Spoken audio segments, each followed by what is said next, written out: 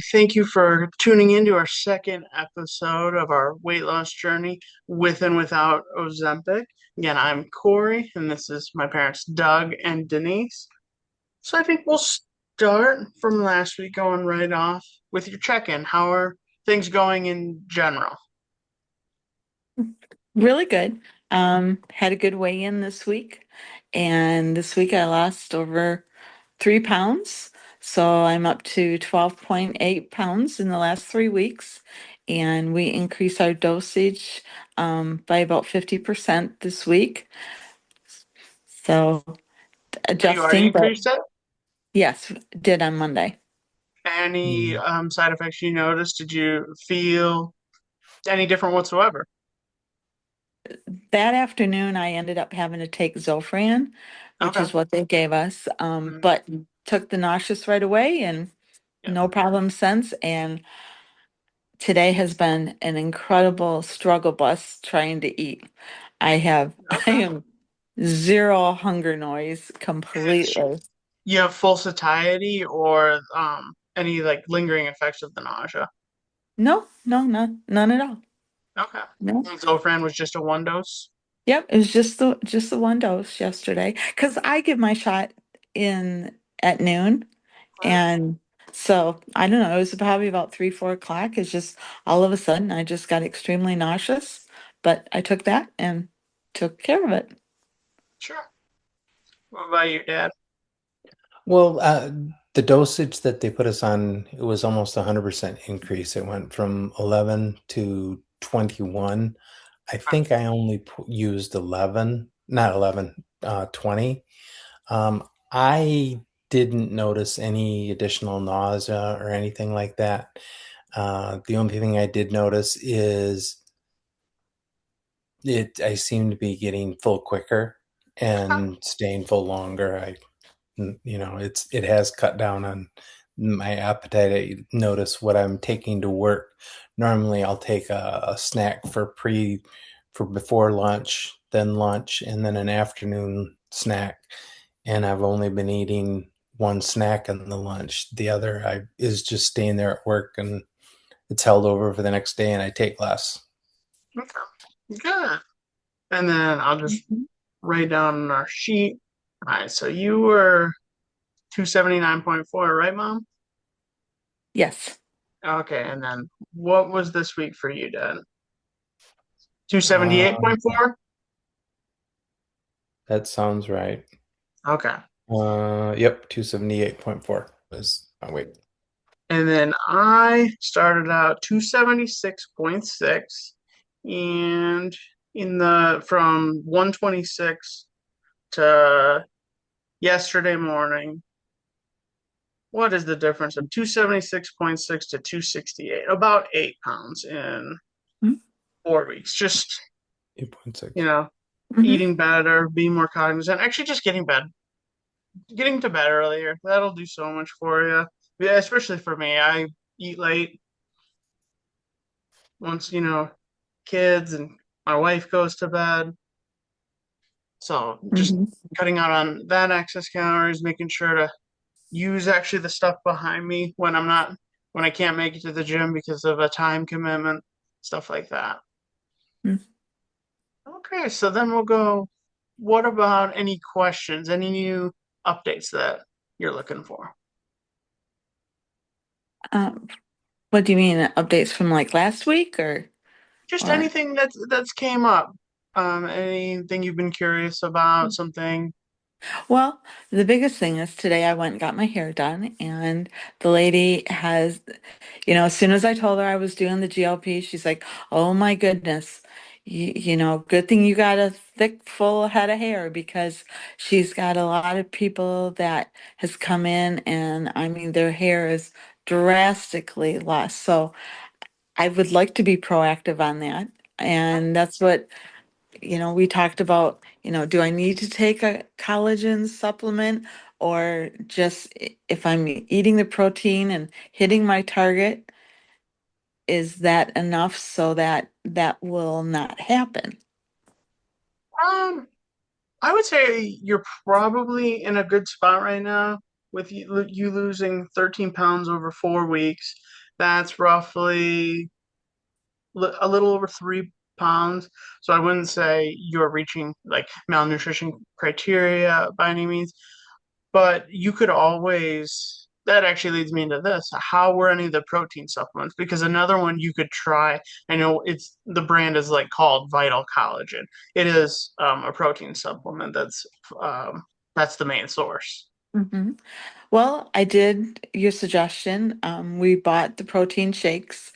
We bought a case of Slate and a case of the Fairlife, and the Fairlife, hands down, was Yeah, excellent. it's the best, Yeah. but they're killing themselves. Why? It was really tough to get for a long time. If you went to Um, Sam's Club, Costco, the pallets would always be out. But okay. now they went from $20 a case to 40, and the pallets are full. I mean, a Okay. 100% Yeah. increase is crazy. They are great, and I think in your case, don't worry about it.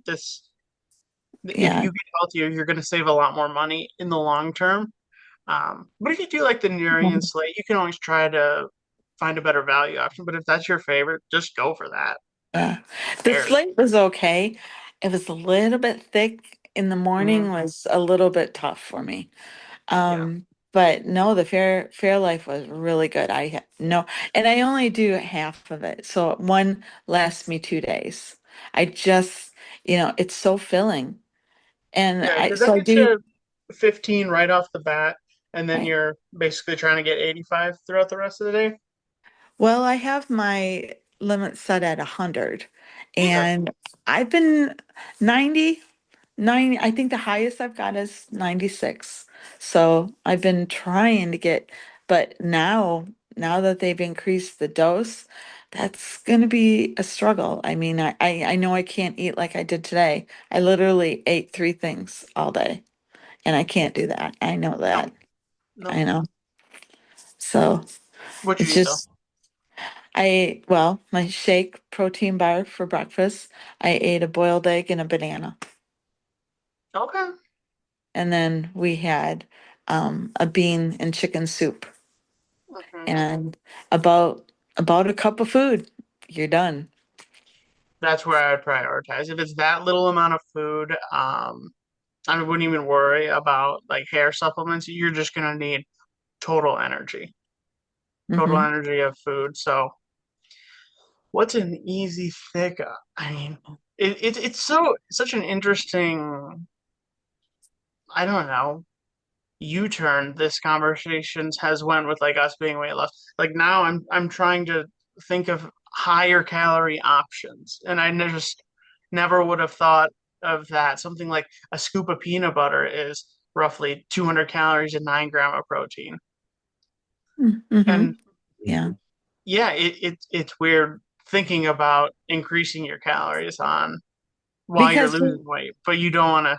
That is what a banana's about $1.20, eggs right. 70 calories, your half a protein shakes 100. I mean, you had like 500 calories today. Yeah. Well, I think I'm at 850 right now after logging my supper. Yeah, I But guess I didn't think about the soup, but still, Th- yeah. That's what I'm about. 900's about the most, and I guess that was my question. Is it more important to get to that 1200 calorie is what they recommend a day, even when you're literally not hungry and you just have to force yourself to eat? Is that something we need to push ourselves to do? There's nuance to it. When you're as low as 800, I'd say push a little more. When you're closer to 1,000, 1,100, don't sweat it. You don't need to stress about something as small as that.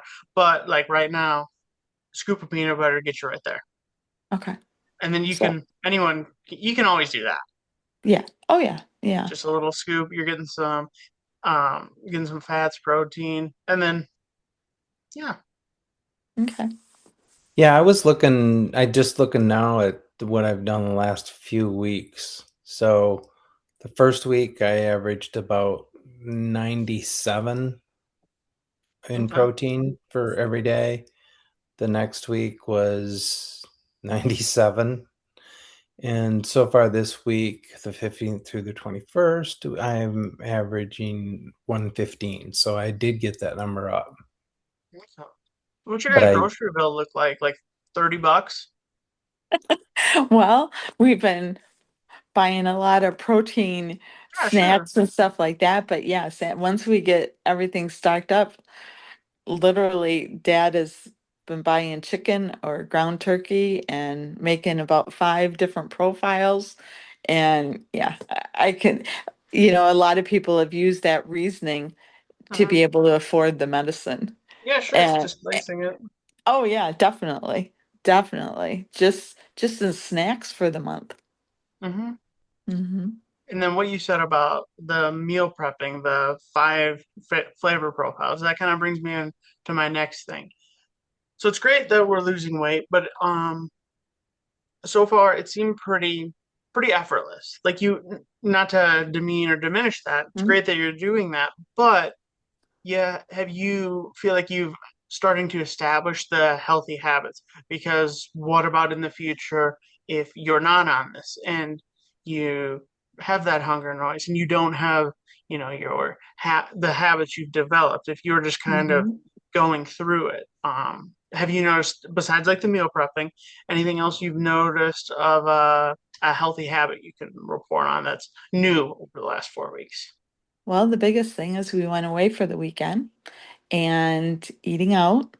Um, Everybody's eating all this fish and chips, and I had a Mediterranean salad, and it was Hmm. awesome. And it didn't even I looked at all their plates and all that grease, and it's like, oh, it just kind of almost kicked me. So it's like, wow. I mean, it's just different. And I hate to say it, but this is probably the easiest diet I've ever done. And I Hmm. know that might change down the road, but no, I mean, I think the increased energy, not eating the way I was eating, Yeah, and then I mean, just doing things around and things I've noticed. And, with my RA, I tend to be extremely tired. That has changed immensely with me. sure. I think one of the things that help anyone on a diet is actually to use some type of a recording device, whether it's, MyFitnessPal or whatever, to actually record and be able to look at see what you've been eating over the past week. Um, and in that affects your choices because then, like, okay, went out to eat. I had an appetizer. I had fish tacos. Yeah, it was fried fish, but I Yeah, didn't eat all the breading from the taco. Then the next morning, no, that was at noontime, went down. I had a BLT chicken wrap, but instead of eating the wrap, I just ate the chicken out of it. Mhm. So, yeah, you no, know, putting them from the food down and seeing how many calories it is that you're eating every time you eat and saying, "Oh, I was able to stay under." Even my boss, he's on Ozempic as well, and when I was down there visiting him the last time, I asked him if he still used my Fitness Pal. His comment was, "Well, I put a few pounds back on, so I'm back using it again." So, it does affect your choices if you know that you got to put it in and record it later. Mhm. yeah, yeah. It's a great tool, and it's more so a teaching tool. I'd recommend anyone just to know what a portion size looks like, especially when if you start weighing out things, and then you're like, Mhm. oh, that's what a serving of cereal looks like as compared to the three and a half I put in there, for an Right. example. People Yeah. think they pour a bowl of cereal, and it's 200 calories, but it's actually 700. The biggest thing we noticed charting is cheese. Hmm. We love cheese. Oh yeah. And cheese sticks was the snack of choice. And they're hardly getting touched. And it's like we can eat so much more and different choices than that one little cheese stick. So, yeah, it does make a huge difference. I Good. typically would eat two to three, sit down on a snack and have two to three cheese sticks. Now I pretty much limit myself to one cheese stick every other day or even longer than that. I'll only have one at a time. Mhm. Good. All right, then the final thing I want to touch on. Anything with exercise. 3 days. I did every other day in the morning for Great. 20 minutes. Okay. My knees are starting to get used to it, and they're not bothering me with my replacements. So I'm weaning into, I want to get to an everyday. Just do it in the morning. I found that works out the best. And so I don't know, is it better to increase my days or increase my time on the 3 days that I'm doing? I'd say your days, if I had to pick one or the other. At the end of it, if you're doing, let's just say, 90 minutes of exercise a week, I would Mm-hmm. say like something like a 3 for 30 is a sweet spot. 4 for 20. I'd much rather see that than something like one day where you just were on the treadmill for an hour, something like that. Oh, It's yeah. better to be spread out. Yeah. Okay. Yeah. And that's because the way your body works post exercise, your metabolism will be still raised slightly after for an extended period of time. So even if you're getting that heart rate elevated and then as it's coming down, you're getting that extra excess 3 to 4 times. It's not a huge difference, but in a microscopic lens, it is marginally different, and then we're making marginally changes, those compound over time, just like Okay. interest. Mm-hmm. Okay. But what It, about the physical training, the resistance training? Have you tried anything like body weight exercises? Me or dad? You will go to dad after. Yeah. No, I've just been really weaning my knees into it. I just don't want to get myself in a flare up. And so, No, I just wanted to do a couple weeks, considering that's huge compared to what I was doing before. So yeah, I'm pretty proud of at least that. It might be very minimal to most people, no. but so Comparison's the thief of joy. We don't care what other people do and think. Um, you could start something as simple right after you do your cardio. Get over the couch, stand over the couch and just do literally 3 sets of squats with the couch being your spot. If you uh-huh. fall down, that's fine. If you fall into the couch, great. That's what it's there for. And just that little extra exercise stimulus, because again, we want a big enough stimulus to send the signal to your body. My body needs this muscle to help retain it. Okay. So Okay. that's why it's so critical. All right. All right, Dad. well, this weekend, I upped my steps from little under 3,500 to almost 7,000. I won't say what it was influenced by, but might have had something to do with where we were. Yeah, no, So I that's did get fair. more steps in, but other than that, I do need to, I know what I need to do. I just haven't found the time yet, and I'll be totally honest, I don't know going into tax season when I'm going to find the time because last night I was working on taxes, and I'll be doing that a few nights this week too. So, I get home, have dinner, I start doing taxes. I don't have a lot of time. I'm going to have to either carve out time in the morning or carve out time at the end of the day to do some type of resistance training and Mhm. get started on it. Because Yeah, I mean, if you don't work those muscles, then, they're going to go away, and I don't want that. if you don't have a plan, you're not gonna find time to do it. It's not gonna just happen. I Right. mean, you have time. It's Mhm. priorities. You're not gonna skip poker, but that's a lot of time in the week. I know you're not gonna skip it, but you do have time. You have other competing priorities. Right. You can almost think of the phrase instead of any time like, oh, I don't have time to work out. Say, if you say to yourself that's not a priority, it might actually be like, well, no, it is. And it's just a little trick to be like, okay, well, I gotta find and carve out a time for it. Yeah. And it's always been our struggle. Hmm. I don't like it. I'll be the first one. I You have mean, to find something you like. There's, I I mean, and that's what. that's what I have to find, but I mean, we've had it all, we've tried it all. It's just like we just have to force ourselves to do it and get over that it's not going to be something that we enjoy, but it's something we need to do. And that's where I think we fall short is like it Mhm. doesn't have to be fun. We don't have to like it.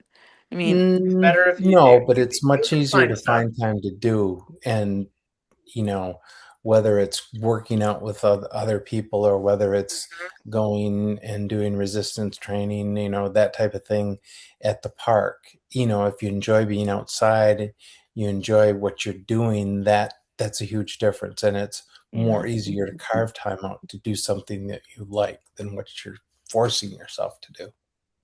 And